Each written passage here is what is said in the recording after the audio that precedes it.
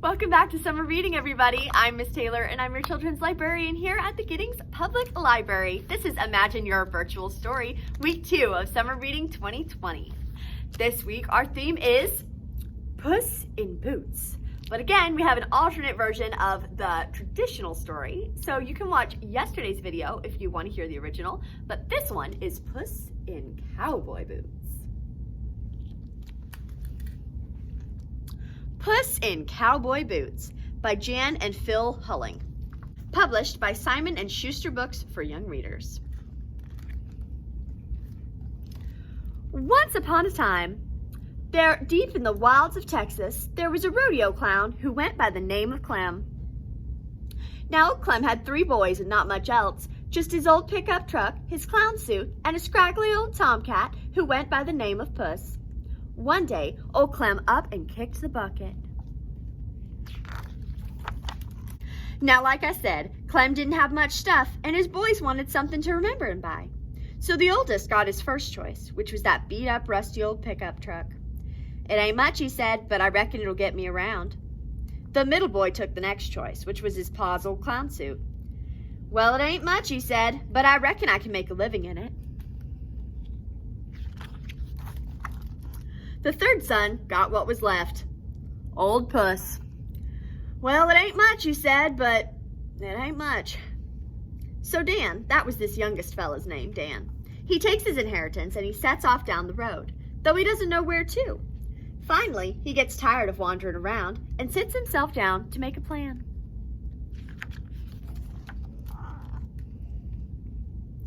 Well, I'll be danged, he said, if this just don't beat all. Here I am in the biggest, the richest, the most powerful state in the Union, and all I got to show for myself is this cat. More trouble than it's worth. Heck, after I've turned him into a pot of 3-alarm chili and tanned his hide for a hat band, I won't have nothing. Now, old Puss was sitting back just taking all this in, and he didn't warm to the idea of being served up with a side of beans. So he says, "Whoa there, just hold on a dab-burn minute, boy. I want you to take a good long look at these old bones and think about what a puny, no-account bowl of red I'd make.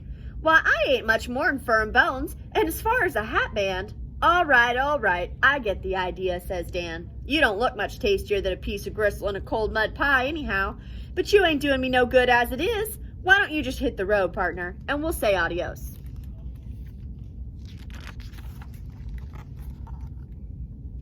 Now hold your horses there, son. I ain't gonna up and leave you high and dry. I'll tell you what, you go on and get me a pair of cowboy boots and an old burlap sack. I got me a plan that's gonna make you gladder than a mosquito at a blood bank and will keep me in sardines and sweet cream for life.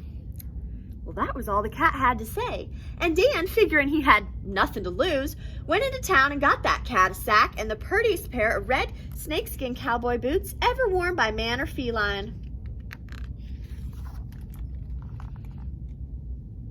Now, Puss really did have a plan, or at least a part of one, which was way more than Dan had. So he put on his boots, grabbed his sack, and headed off to the woods. Back in his less scraggly days, he'd been a champion mouser, and he figured he still had a trick or two up his sleeve. So he found some grain and tossed it into his sack. Then he propped it open and hunkered down behind an old tree stump and commenced to wait. It wasn't long before a big old wild turkey came poking around looking for his supper. "Well, what have we got here?" gobbled this not-too-bright bird. "I reckon I got me a secret admirer gone and left me a treat.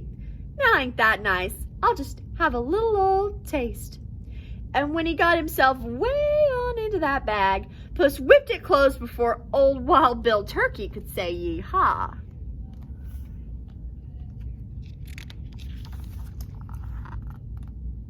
Puss threw the sack with the turkey in it over his shoulder and hightailed it into the big city and straight to the office of the biggest, the richest, the most powerful oil man in the state of Texas.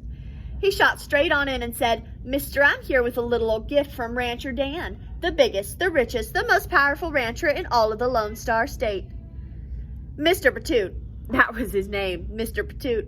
He was so surprised and impressed by that cat's audacity, not to mention his boots, that he laughed out loud. "Oh, why, looky here," he says, "a wild turkey. Why, I remember hunting these with my pa when I was no bigger than a frog's hair. Ma used to cook 'em up with a truckload of chilies. Now that's good eatin'.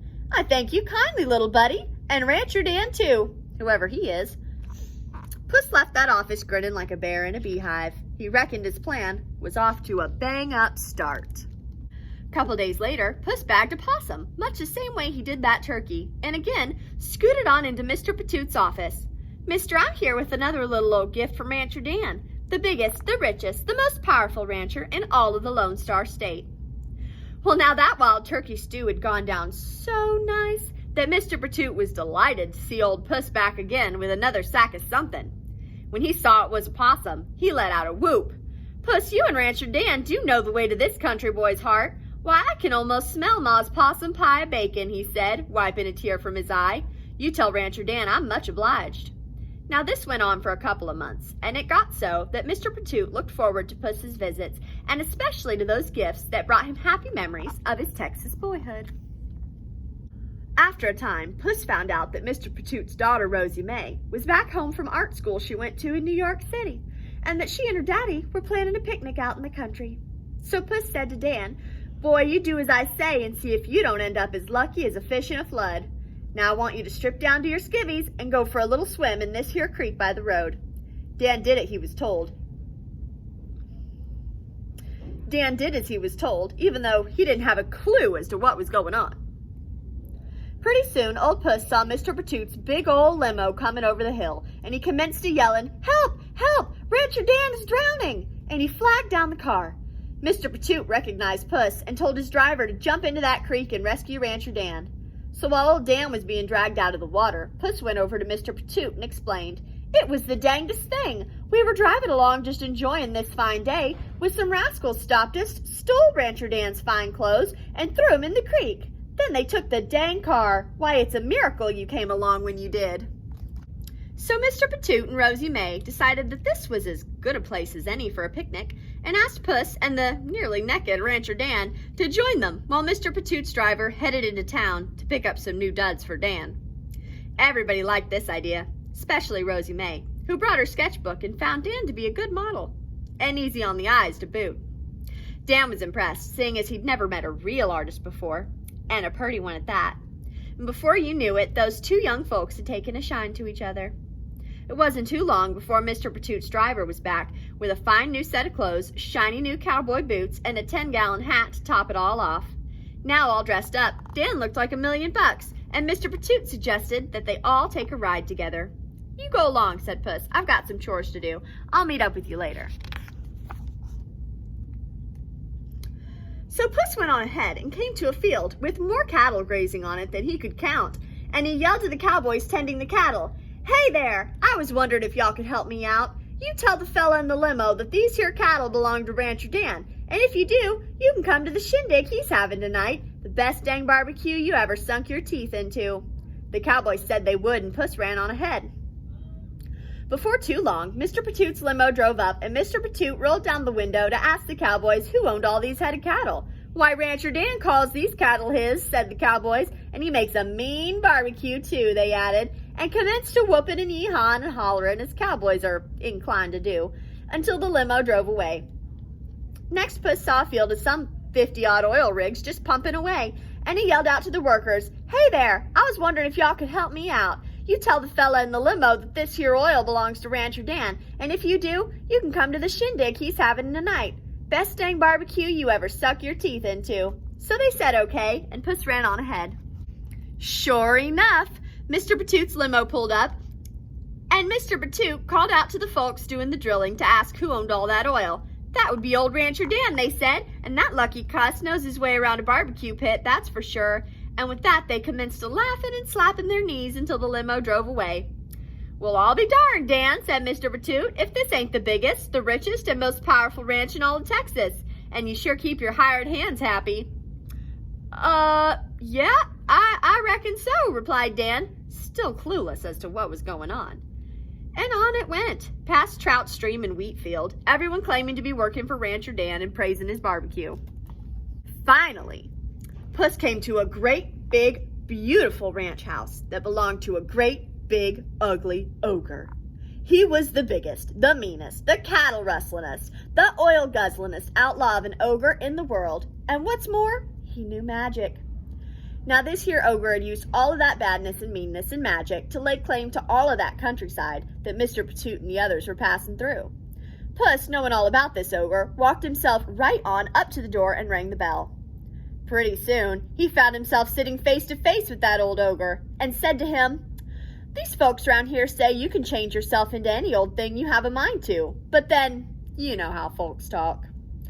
"So you think it's just talk, do you?" the ogre replied, and right there he turned himself into a Texas twister. Now you can imagine the commotion a tornado would cause inside a house, and Puss was so scared he lit on out the window and up onto the roof.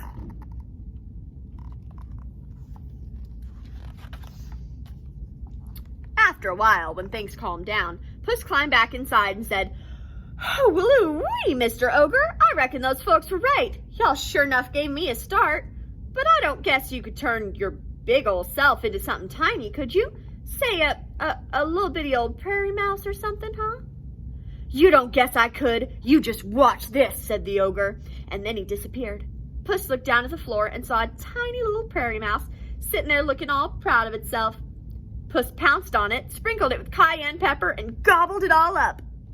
Right about then, Mr. Patoot's limo pulled up at the ranch, and Puss ran outside to meet it. "Welcome to Rancher Dan's spread," he called out as he opened the limo door.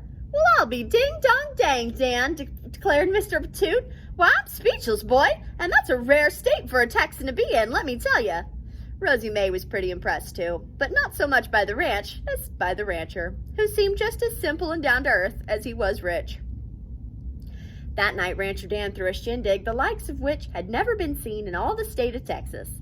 Why, he served up possum pie and wild turkey stew and all manner of barbecue, which all the folks who worked on the ranch agreed was the best dang barbecue they'd ever sunk their teeth into. There were fireworks and games and music, and in the middle of a Texas two-step, Rosie May promised Dan that she'd be his bride. It was a memorable night. And where was Puss when all this hooting and hollering was going on? Why, after his supper of sardines and sweet cream, he took off those good old cowboy boots, found the biggest, the richest, and the softest pillow on the ranch, and took a nap.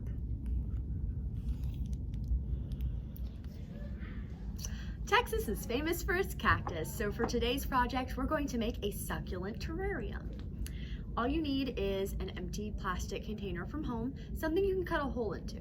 So I used this empty vinegar jug, and I just cut this hole into it with scissors, and then I painted it and decorated it to make this nice little home.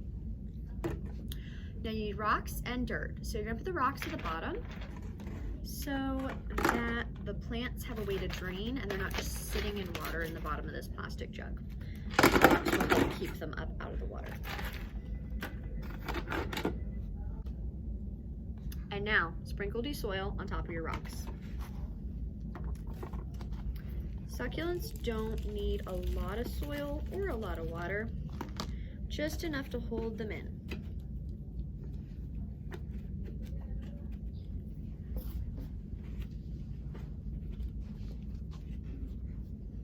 And there we go. You have a beautiful terrarium for live succulent plants, or maybe you have smaller plants in your yard you'd like to dig up and plant in here. If you don't have live plants, don't worry. I don't either. I'm going to show you an alternative to planting real plants in your terrarium. Try painting rocks to look like cactus. So I have this little guy. Try to find a rock that's kind of round and that can sit up in your terrarium, because cactus are usually round. So I painted this one green already, like a cactus, and I'm just gonna put some little bitty black lines on him for his little cactus spikes.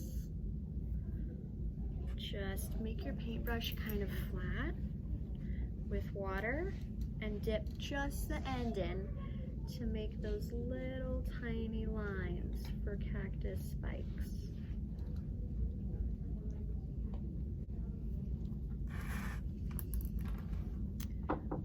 Beautiful. Now, sometimes cactus have little pink flowers on them. So I'm going to try the pink flowers.